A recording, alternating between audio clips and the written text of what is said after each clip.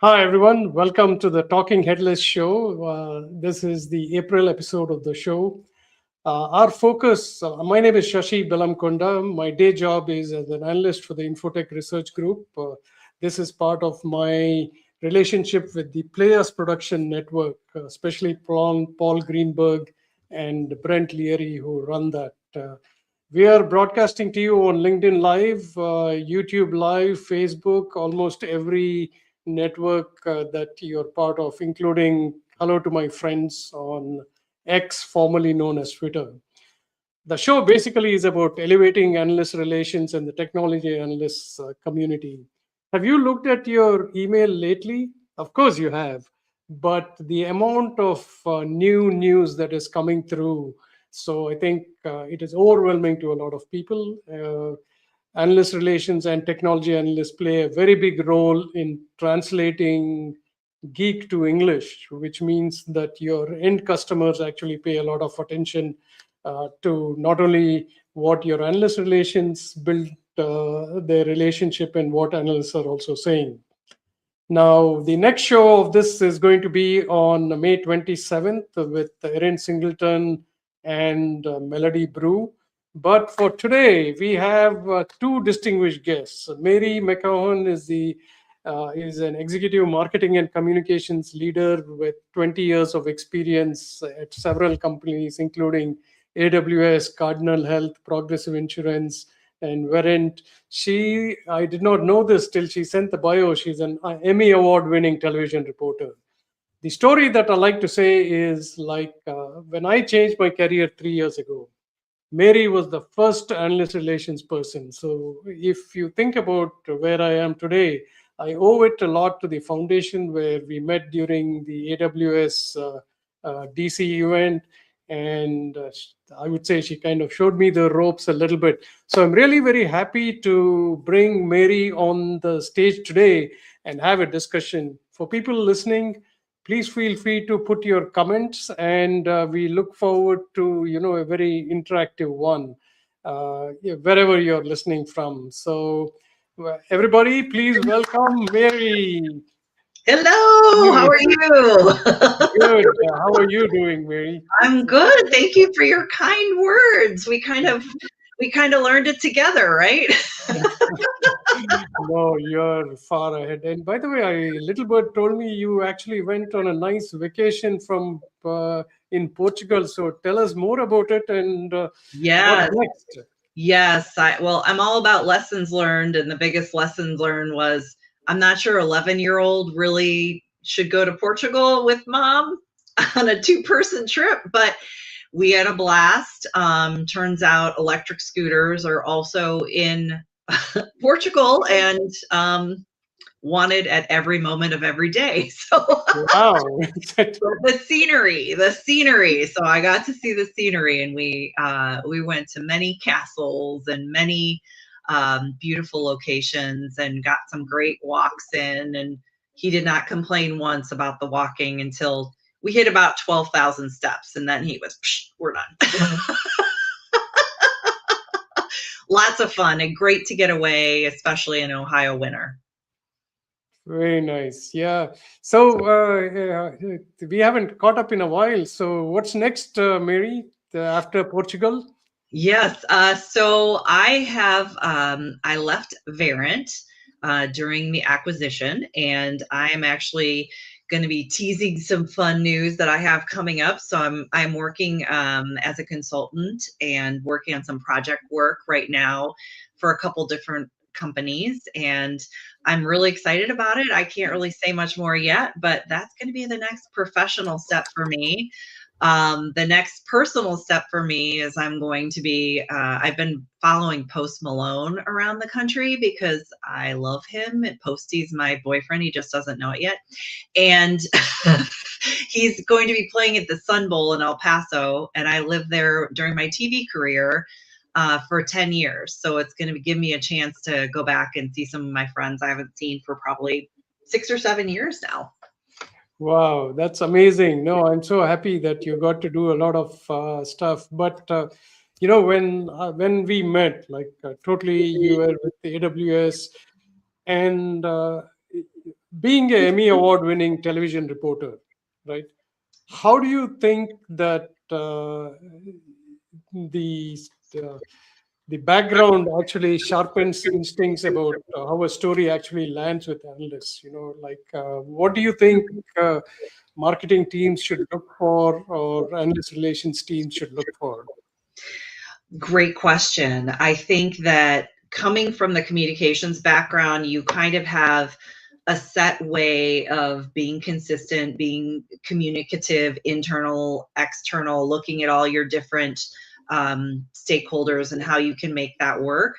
And having kind of that basis, and then just being curious is a huge feature of analyst relations. I always explain it to people. So if you do, I've done employee communications, I've done crisis comms. It's, anything you can think of within the communication landscape and marketing. And even at one point, I ran advertising for a transit agency in Florida. So go figure, I've done a little bit of everything. But my biggest area has always been in public relations. And the pivot from public relations to analyst relations is very easy, in my opinion. It is different in a lot of ways, but the big difference I noticed is that there is longer relationships that come from analyst relations. There are longer relationships versus when you're doing PR, there's a lot of turnover with those reporters, especially when you get into the tech world.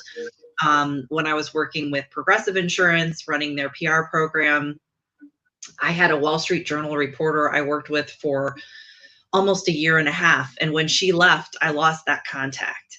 And that's a big loss, right? When you've got those great relationships. So what happened over the last 6-7 years or so since I've been in analyst relations, I've been able to keep those contacts. So we worked together from that first DC summit. That was great. Went with AWS. I've had some wonderful independents. I was introduced to Infotech via one of my colleagues at AWS when I was handling public sector analyst relations. And there are just so many ways that PR and AR kind of come together, but also they live in separate buildings a lot of times in corps.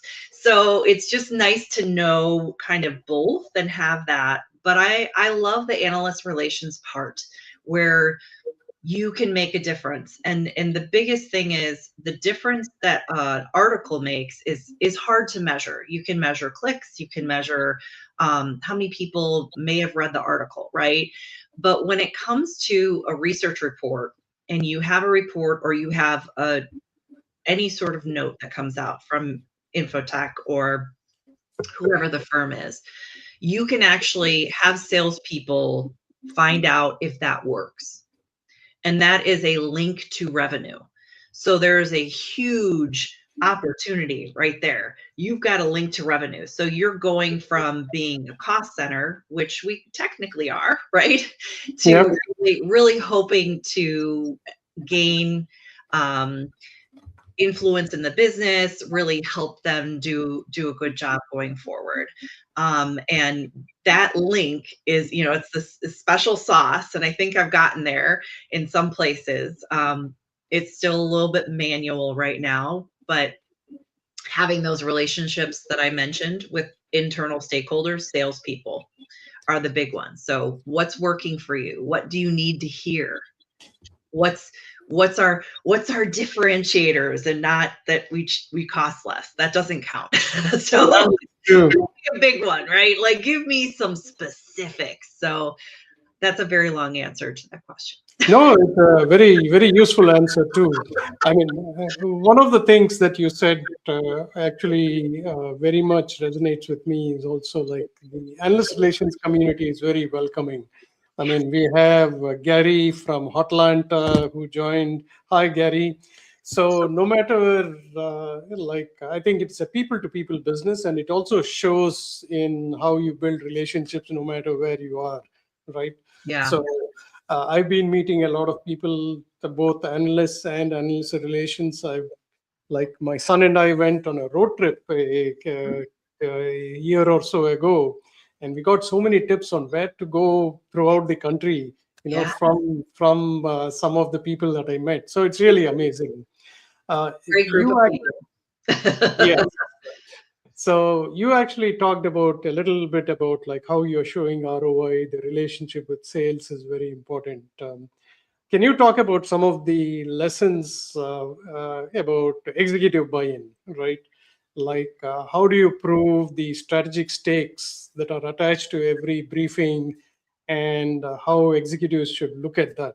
Because there are different types of briefings. What are some best practices you've seen? Oh gosh, that's a big one too. That'll be a nice long answer, but I think probably the two biggest lessons learned I have, and this is with public relations too.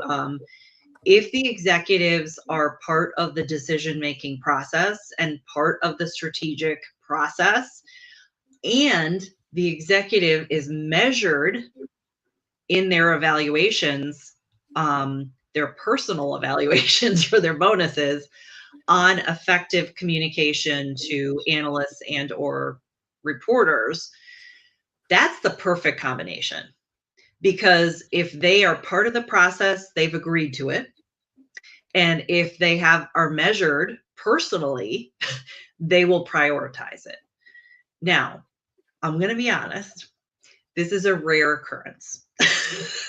you know, we're not going to sugarcoat it. It's rare. It doesn't, you can't get that in a lot of CEO or CMO performance evaluations.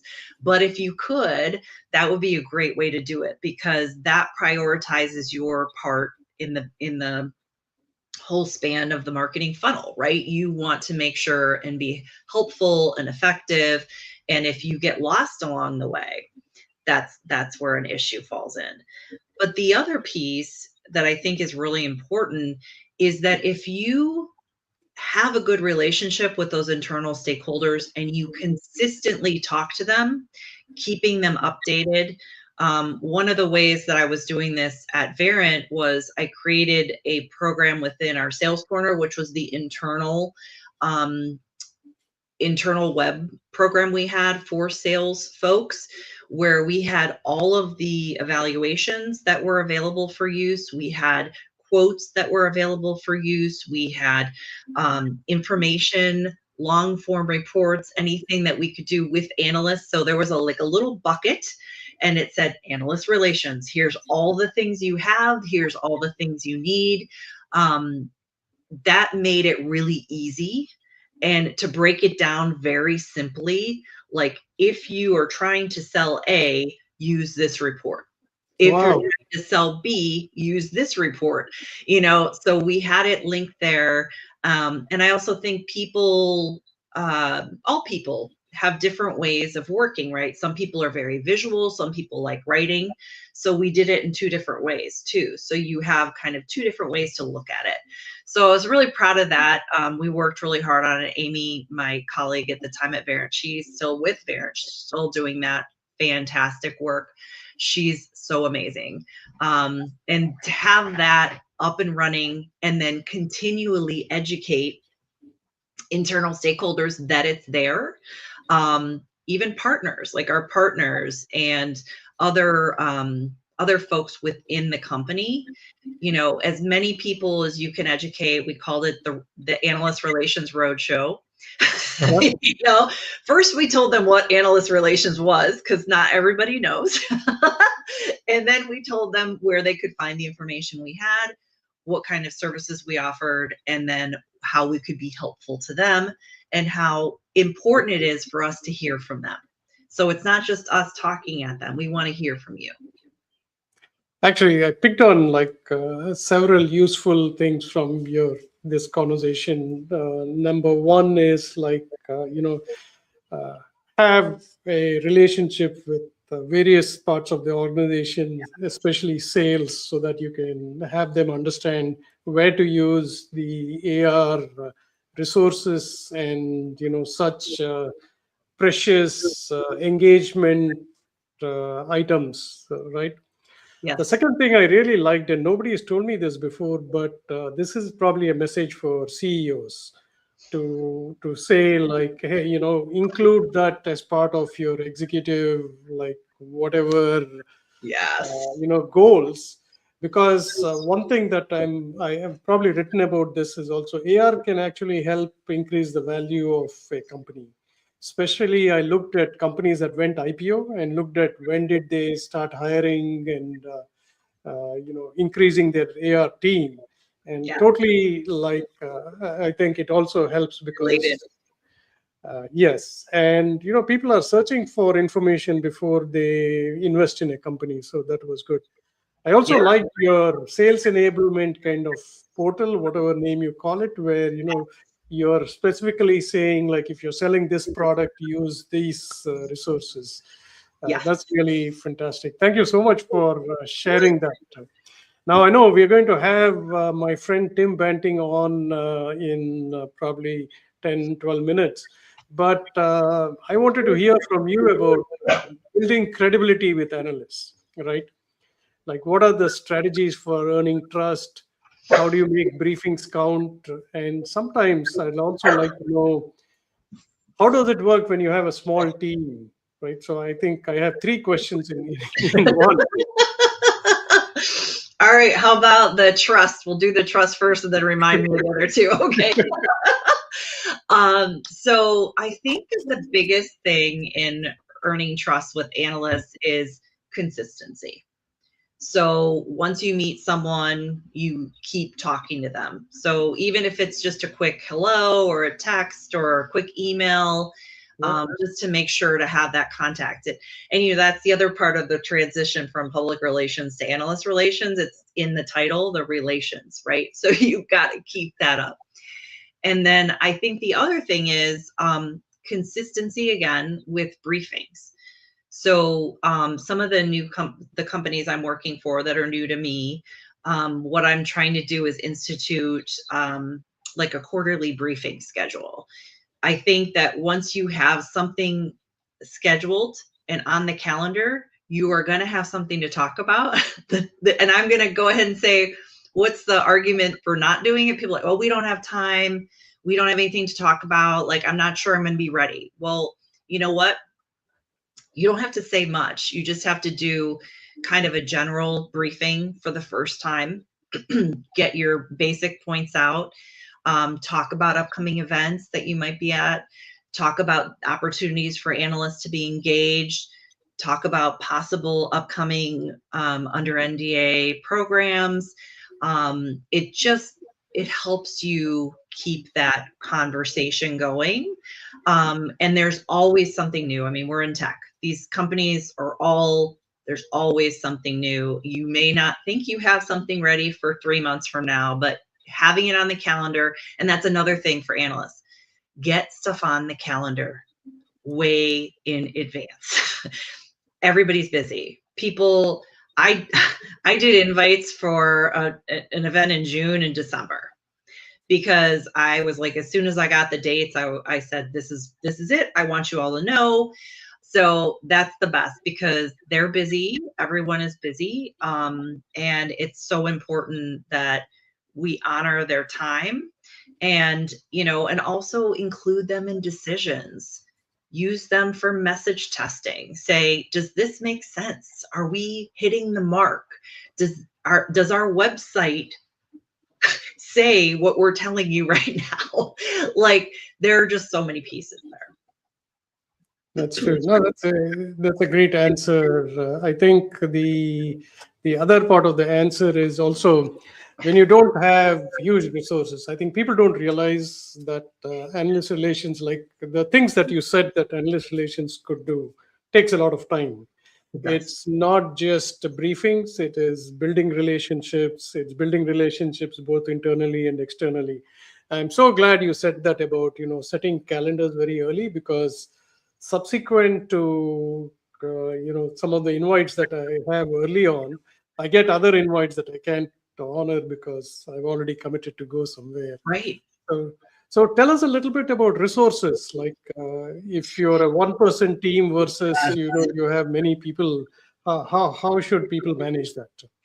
So this is a great question and also really hard to answer. I think it's priorities and really sticking to those priorities. Once I'll tell you a story. So once you do, for instance, a road show and you tell people what analyst relations does, you start getting more calls and you start getting more, hey, could we be in this report? Hey, could we be in this report? Could we have this person analyst as a speaker? What could we do here? It's great. You want that momentum, you want the excitement. But if you're a one-person team, a two-person team, you really have to prioritize. So that's getting the executive leadership to really agree with you on what the priorities are, and then building your schedule from that. So a lot of people do analyst relations like this. They fill out a bunch of reports. They may talk to an analyst every once in a while, but there's no overarching strategy or goals. You need to start from the top with your executive leadership, making that plan, agreeing on that plan. And then when that plan is in place, then you start to decide which evaluations, which speakers, what events. So it's kind of like it is a top-down approach, and it needs to be effective. And it also needs to be effective with those leaders agreeing to that plan. And then when you get overwhelmed, which you will, and there's a lot of people who burn out in analyst relations and PR for this very reason. It's hectic, it's busy, it's a lot of work. But you just have to really understand your boundaries. You really have to be strong with, okay, if you want me to do that, what would you like me to drop? Because that is what's going to happen. You cannot do it all. And if you can find some really big, powerful pieces that affect your revenue, that's always where you're going to want to live. So that's the best bet. But you have to be honest. And honestly, a lot of young folks coming up, and I hope we have more people who are learning analyst relations. I wish I had found it sooner. It's so great. They may not be confident enough to say, well, I have to drop this to do this, but you have to, or you will get overwhelmed and you will get burnt out. So I think it's a fair question to say to someone, to a leader, that sounds great. Is that more important than A, B, and C I'm working on? And if they say yes, okay, which one of A, B, and C shall I drop? Yeah, that's probably good advice across the board. I mean, I think people get burnt out when they don't have the confidence of asking the question about what to prioritize. No, that's great advice. I want to touch on one thing where you said like a road show, knowing where analysts are. Sometimes I realized that a company had come to the Washington D.C. area, and to me that's an easy, maybe Yeah. we met in the Washington D.C. area. Then they'll say like, "Oh my God, we didn't know you were in the Washington D.C. area." So I think building relationships are good. The other point that I really liked, which I want to reiterate, is regular briefings, because it's not that one thing that I'd like to say personally is technology is moving so fast that everybody is in a learning mode. Like Mm-hmm. nobody can say like I know it all, I know what's going to happen, which was very different from the past. So the more you kind of help them in executive briefings, do you like tell executives to expect a two-way dialogue, lots of time for questions, and to say like, hey, you may hear something that is not palatable, but you need to hear it. Is that something that's done on a regular basis? What do you think? Yeah, I mean, in my practice and a lot of the people that I've worked with have realized that analysts have a lot of questions. That's their job, right? And that's what you guys do.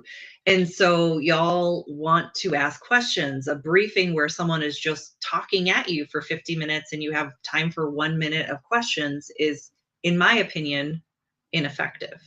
So the way I organize my briefings, and I encouraged my team members to do the same thing, is 30 and 30. So you have a 30-minute presentation, 30 minutes for Q&A. The other little internal trick I tell people is you actually tell the executive they have 25 minutes and they always do 30. So, but I like to do the Q&A. I like to do the presentation Q&A, split it in half. And then if you have those good relationships, you can say like, hey, go through the chat.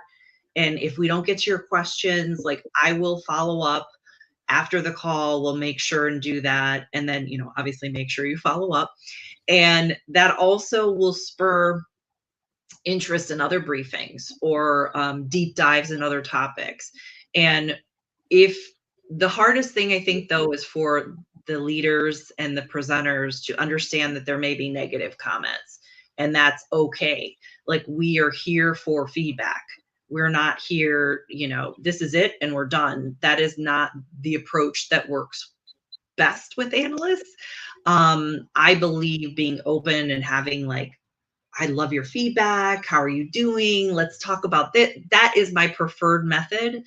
And I think that kind of best practice is that as well. It is, you can't change people though.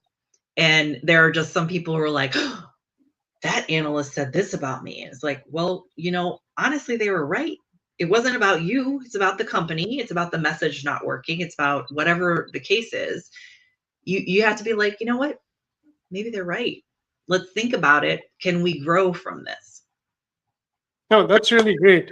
So, Mary, I'm going to bring in Tim, and before that, I have an episode where I just bring in one tool of the day. To those in the audience, if you see something cool, it doesn't have to be from a very big company, but if you see something cool, please share it with me. I will put this in the episode. So, Mary, after we finish with Tim, I'd like to bring you both back for some final thoughts. So, everybody, thank you, Mary. This was a lot of tips on this. It was like Analyst 101, not only for people who are trying to enter, but also people who are in the field, right? So, we'll see you in a bit. Okay, thank you. Thanks, Mary.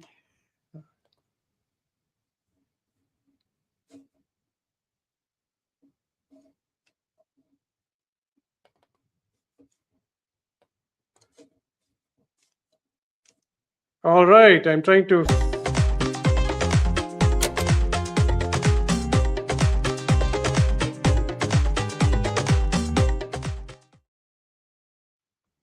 The title was just something that I wanted to have a podcast on. So this was one way to say that it's just a little bit fun thing. Every episode and Talking Headless show comes up once a month, usually the last Wednesday of the month at 12 noon always. So this one is very interesting. Like this is a tool called What's Up With That app. The way you can interact with the tool is through a Chrome browser. You can actually sign up at What's Up With That app, and it will tell you two things. Number one is it'll tell you what you're looking at, give you some context about what you're reading. It's almost, it's not just a tool that says that, hey, here's a summary of what you're reading. It also provides context. Like, for example, I was actually looking at my own blog post on shashi.co about AWS, and it was telling me like, hey, by the way, here's what I think others have written about it. And here's some context. It's not as simple as I'm saying that. So the concept is, this is actually from my friend Marshall Kirkpratt, who was a journalist and then became a technology founder. He had a company called Little Bird that he sold to Sprinkler. So he's doing a lot of work on taking things to make it more intelligent for you. So it's not only people who are reading it, and people who are writing it can also look at it. So this is an AI powered browser extension, gives you a lot of market intelligence. AR teams can use it to look at how the message is resonating. Marketers can look at it, look at your PR press releases and see how it is. So it's he also has another company called Hawkeye that continuously monitors one. So if you're going to look at this, there is a free offering that gives you like 3 pages a day or something like that. I actually signed up for it because it's so useful for me. So what's up with that app is where you should go look at it and add it. I'm sure you'll find it very useful. I'm really excited about this. I'm not recommending it being an analyst, but personally, I think it's a very useful tool to have. Our next guest is going to be Tim Banting. And I'll tell you, I'm so impressed by following him and looking at what he writes. He's the founder and principal analyst at So What, Now What, very internationally recognized, helping B2B companies build evidence-led narratives, and cut through the market noise. He was actually a digital workplace lead at Omdia, a lot of roles at Microsoft, Cisco, and also an analyst at Global Data. With that, I'd like to have Tim welcome to the stage. Hi, Shashi. It's been an absolute pleasure. Thank you very much for having me. I was backstage listening to Mary's comments and nodding along and thinking that was really insightful. So really pleased to get going. No, thank you. And I live in the Washington, D.C. area. So along with you, we also welcomed a few other guests from across the pond this week. You know about that, right? Indeed, yes. Been watching watching to see what develops. There's some very humorous addresses that the King has made recently. So always very interesting to keep abreast of what's going on out there in the wider world and not just technology. That's true. And, there are some lessons that we can all take from King Charles' speech yesterday. The reason is, like, as analysts, we also want to make sure our viewpoint is taken the right way. So with that context, tell us a little bit about your journey to becoming an analyst and talk a little bit about what you're doing now. Oh, wow. Yeah, it goes all the way back to a long time ago when I was a youngster. I joined the army because I was very interested in electronics and communications engineering and found myself working actually with and alongside military intelligence. And I found that whole world very fascinating. So I made the transition from military intelligence, which isn't all around hardware and what's going on, but also looking at things like what's going on in the political landscape, what's going on in the economic landscape and the social landscape. So I found that absolutely fascinating. I thought it was all about tanks and aircraft and things like that. Moved out of that and went into various roles with telecoms providers, software development sort of positions as product manager, senior product manager, marketing, business development management in unified communications.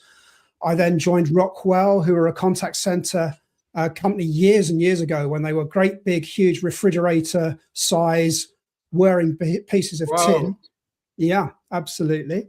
And then so I went from one side to another. I went from being a vendor essentially into analyzing vendors for various different functions and sort of working in competitive intelligence teams within Cisco and Microsoft. And then in the broader sort of scale of things with Global Data, who used to be Current Analysis a long time ago before they merged. And then more recently with Omdia.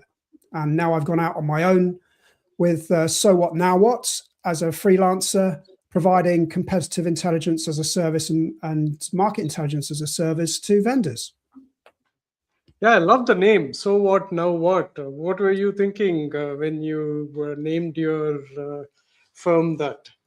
Well, it's a reflective framework that goes back years and years ago. I think Wolf or someone like that developed this framework. It's very reflective. And what I liked about it really is it talks about a 3-stage framework, and it guides users through describing an event, the what, analyzing its significance, the so what, and then future actions and what to do next, the now what. And it's a phrase that I found myself using a lot when I was structuring presentations for senior executives or C-level executives, specifically at Microsoft. So I thought that's a lovely framework. I like the name, and it sticks.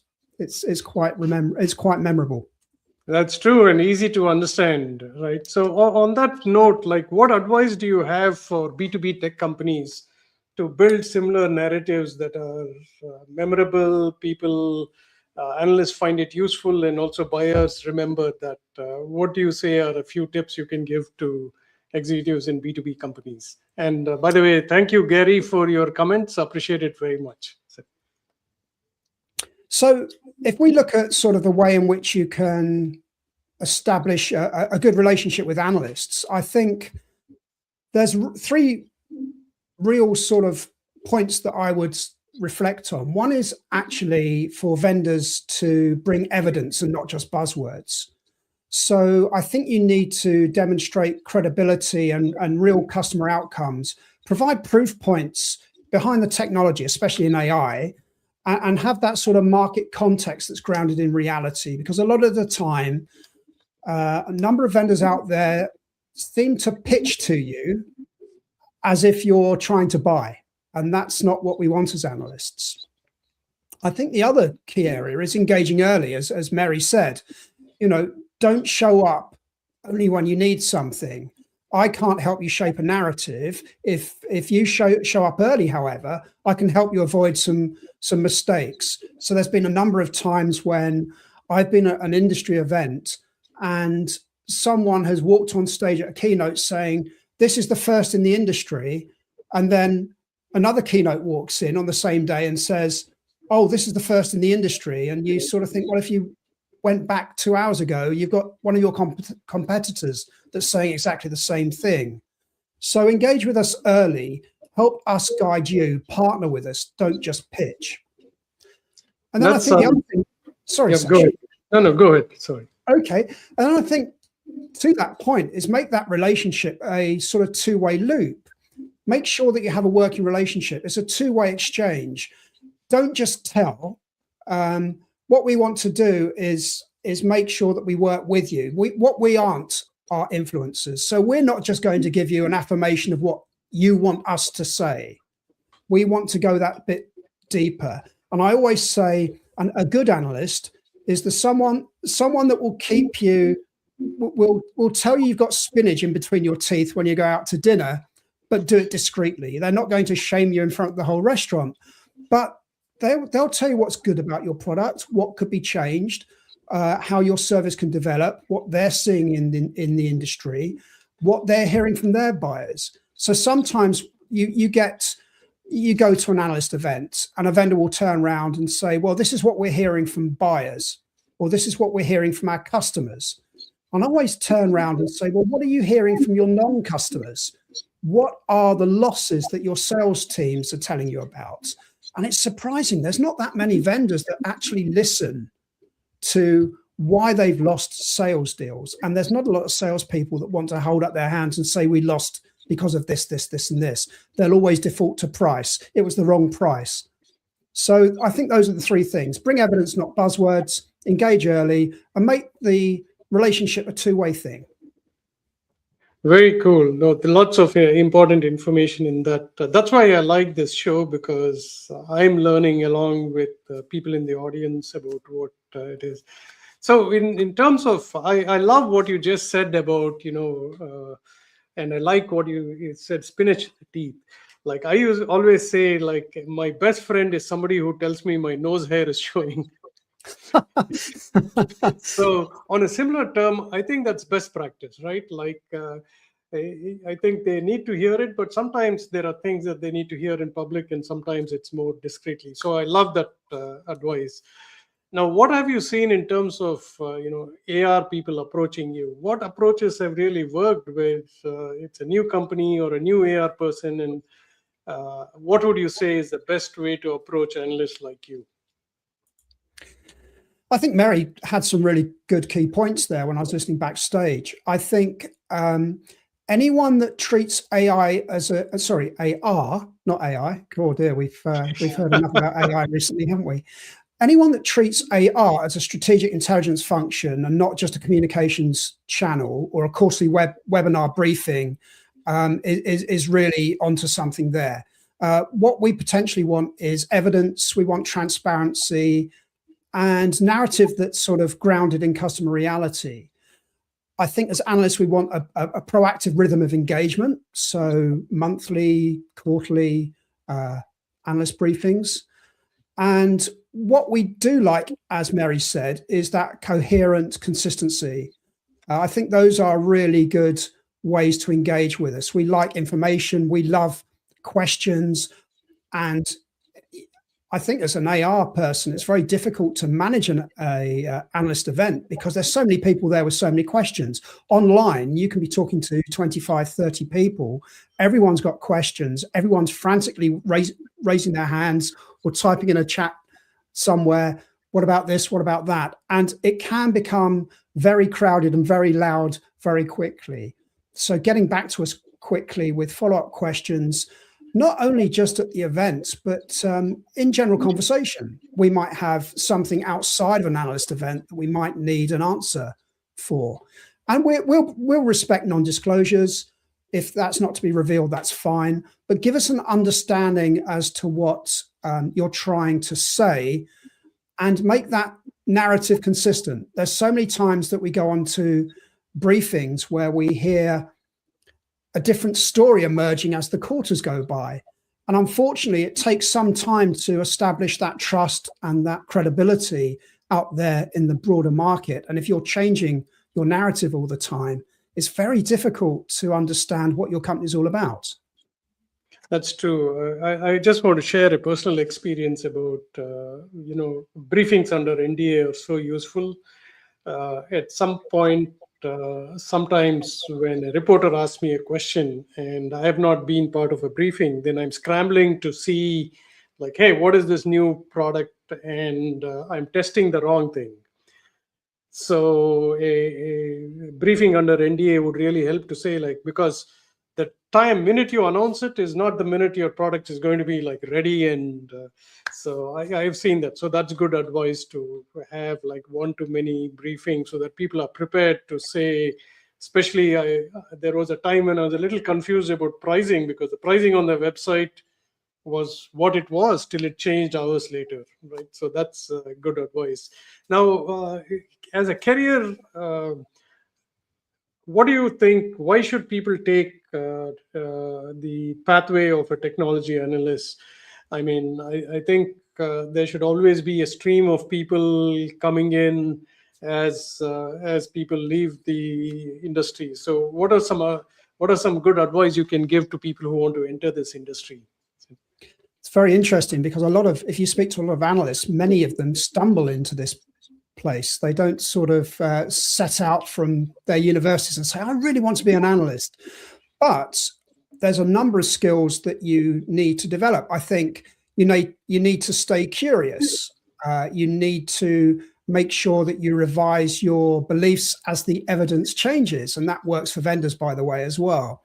So have you heard of the term T-shaped, being T-shaped? So if you look at the horizontal layer, you need to have good reading skills, good critical judgment, be able to collaborate and communicate and write well. You need to stay curious and have that sort of curiosity as top of mind. And then what you need to do is to develop that vertical section. So really start developing your expertise in technology areas. There's other things that you need to do. You need to, I call it structured skepticism. You need to sort of, when someone makes a claim, you need to sort of say, well, where's the evidence? What's missing? Who benefits and why and how? You need to have those broad cross-sectional skills. Experience in engineering, marketing, product management, etc., is really useful as well. And then you need to develop that core skill in terms of market analysis. So I love reading books. I've got loads of books on my bookshelf. I like understanding frameworks like Porter's Four Corners Analysis and Five Corners Model and Geoffrey Moore's Crossing the Chasm. All of that seems to help shape your thinking. And I think that that's really good. And if this is a career that you want or want to indeed embark on, start a blog and start writing. Even if it's on a hobby or a skill or something you feel passionate about, start developing those writing skills, because having that structured thought is something that AI won't be able to replace. Being able to ask those questions and understand the market and the market dynamics is something that the AI still can't really sort of cope with well. That's true. You said those books very fast, but I don't worry because I can always ask the transcript, hey, give me the names of all the books Tim mentioned, and it's going to give it to me. Which leads me to the next question, which is like, what are, in your opinion, are some emerging technology trends that may, impact both analyst relations and analysts? Wow. Well, I made that. I stumbled over AR and AI. I think that's going to be a big area, as everyone sort of knows. The sort of relationship with AI becomes more forensic and more evidence driven, and I can trawl through press releases and annual reports and blogs and social media really quickly, and I can validate a vendor's claims with using large scale data within minutes. So I think what we're finding now is, as an analyst, I can almost get to almost like a real-time market sensing rather than offering rear view commentary on what's happened on the market. It's so quick now that I can use a number of tools just to quickly get a understanding of what's going on out there. And that really puts me in a good stead to sort of formulate some of my thoughts. So I think what we're seeing is analyst firms are going to start offering dashboards and telemetry more rather than these big lengthy reports and market forecasts that read more like a dissertation, and that they'll certainly add sort of different looking interfaces to portals, I think.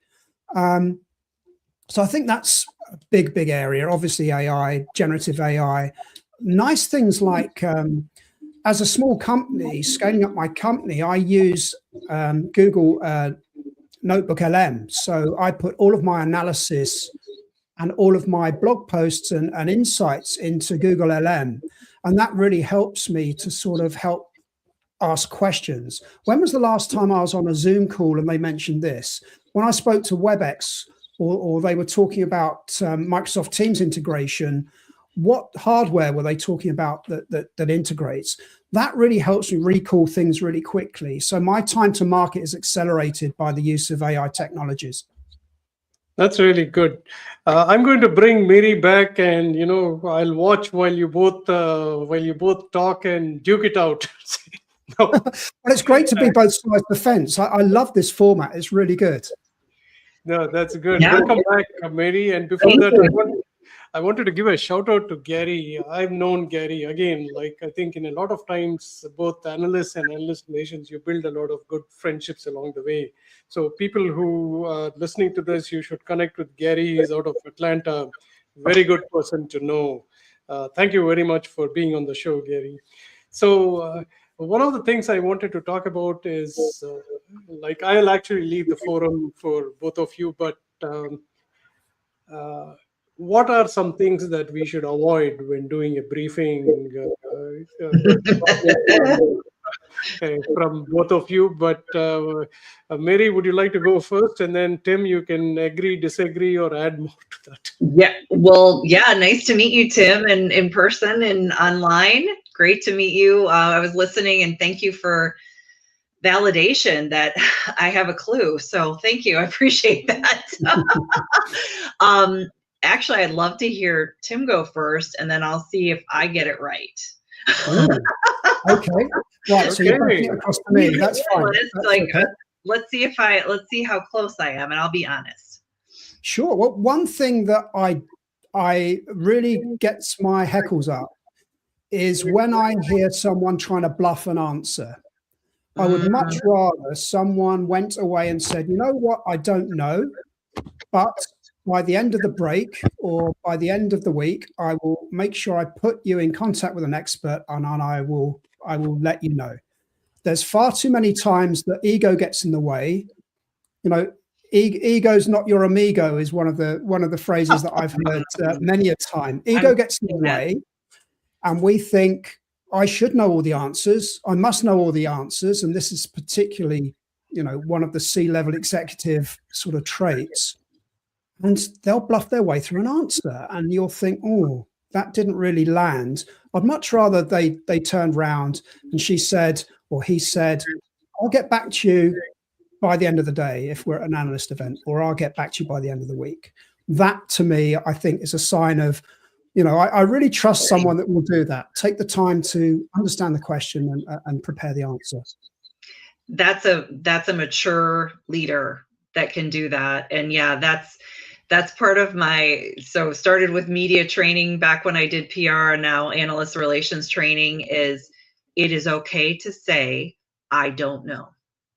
It's always okay to say that. Now, does that message always go through? No.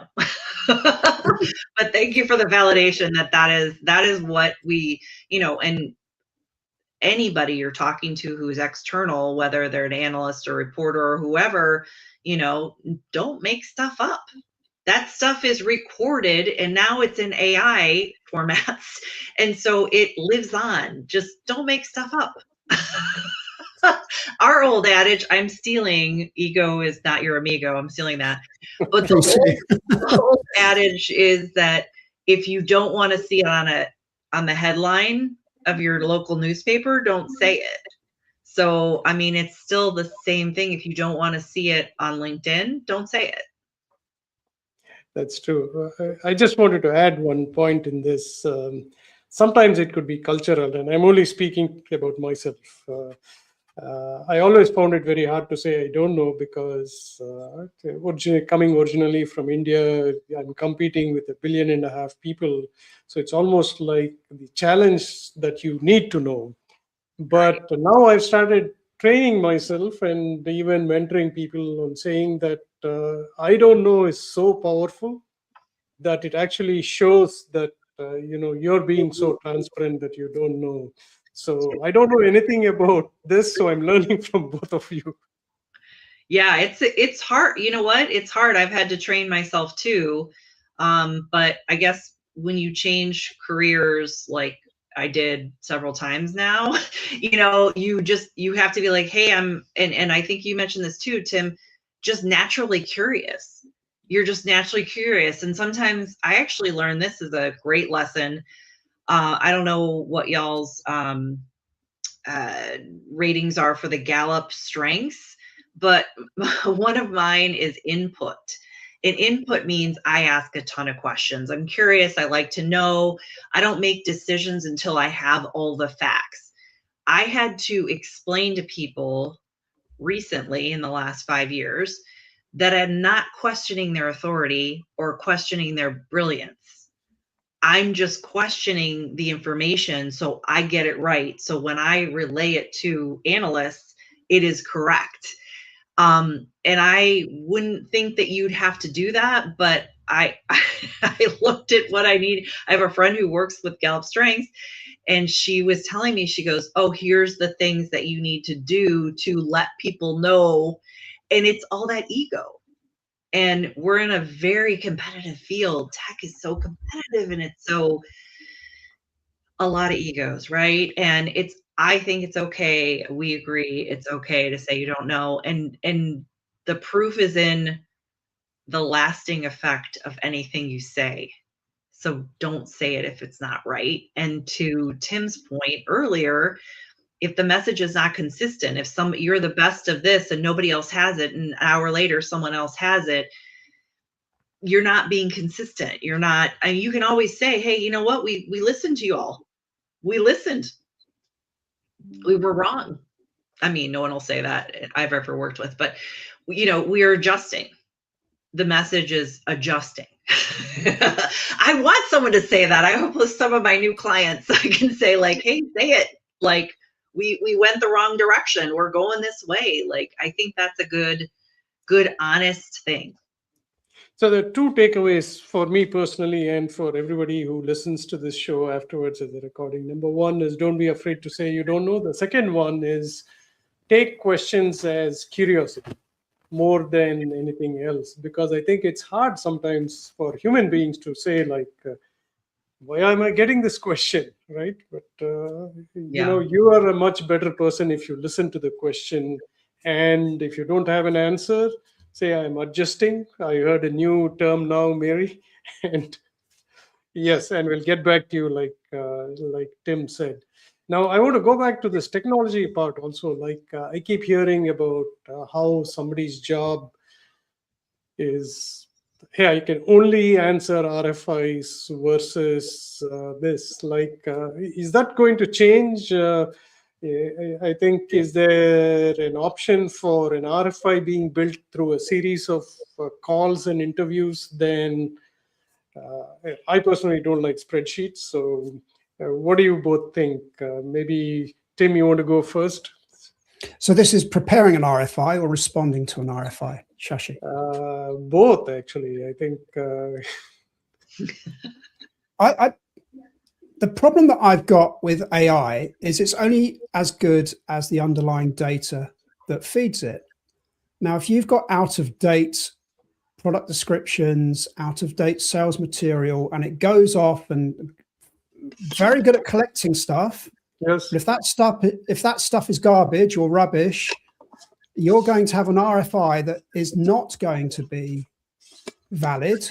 It can be extremely litigious. You could find yourself, being sued by making something that no longer applies, or something that I think it's all fraught with danger. But that's me being my skeptic, putting my analyst skeptic hat on. I have no doubt if you've got very good, structured, up-to-date data, that it can be a very useful tool. But as we found out in the EU with the EU AI Act, when it's high risk, you need to have a human in the loop. So when I look at artificial intelligence, there's a lot of emphasis on the artificial, and you can tell when it's been created by AI. I prefer to think of it as augmented intelligence and making sure that there's a human there as that guardrail or that safety net to help. Yeah. And to piggyback off of you, Tim, like it's only as good as the information. So we were working on a project with an RFI AI tool to fill out evaluations with our own information. The point that you made, Tim, it has to be the right information. So if you keep it, we were keeping everything internal, and then that starts to feed the right information, then you just have to go back and double check everything, right? That's the human interface, of course. So that's helpful. But what I was thinking when you were asking a question, Shashi, was we do a lot for analysts under NDA. So that information isn't out there until it is. So I'm thinking about something where, we could almost have, I'd love it to be a consistent database with all the vendors and everything. It's not going to be, but I'm realistic. However, I think there would be a way that we as AR professionals should create something beyond our public facing website that is for analysts. So we're doing that at Verint, and there is now an analyst facing page on Verint.com. And I think that depending on the size of the company, you may be able to do that. Propose it if you can. I think that's great. Is that, Tim, that's a good one, right? Because you get the analyst facing content. And I think that there's a way, there's always good improvements and possibilities that we can get better at sharing information. I think I go back to the consistency. We both use that word, like consistent communication. And if you're going to change your stance on something, be clear that you're changing your stance. You're not just saying something new and not addressing that you said the other thing 180 degrees different last week. And that why matters, doesn't it, Mary? Because if it's a change of strategy, it's like, oh, well, that's interesting. So what was that? Was that down to regulatory stuff or governance compliance? Was that down to competitor that's decided to go down that route? What's changed? Why is this strategy? I mean, why did Blockbusters decide to pull the not go ahead with the Netflix acquisition?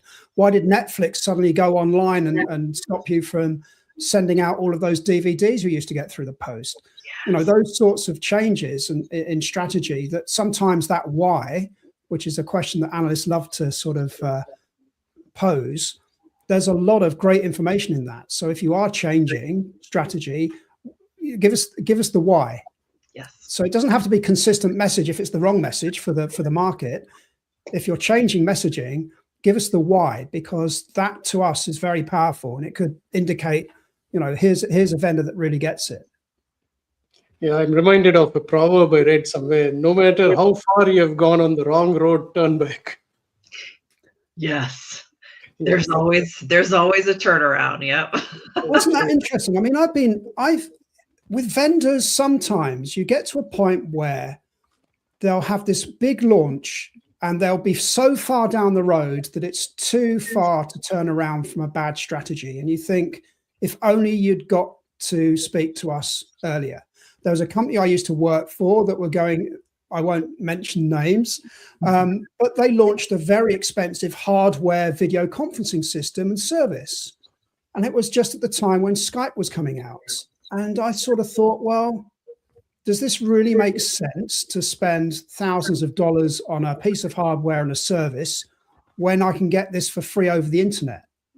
And I would have thought, has anyone actually said this is a really bad strategy? Has anyone really sort of, engage with analysts quickly, make sure that if you're going to launch something, it's rock solid, because if it's a bad strategy, turn around and rethink it.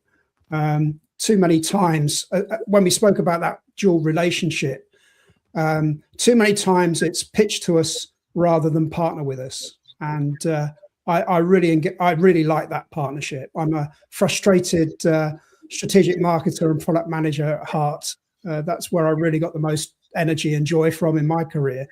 And if I can help a vendor, that's where I get a lot of energy from.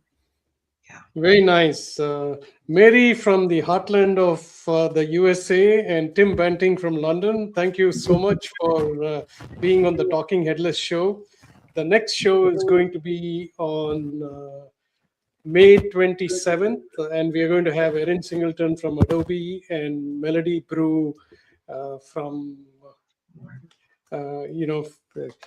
gosh, I should know this, but I'll look forward to that. And if you're watching this recording, please feel free to comment. And thank you very much once again. See you all next month. Appreciate it. Bye. Thank you. Take care.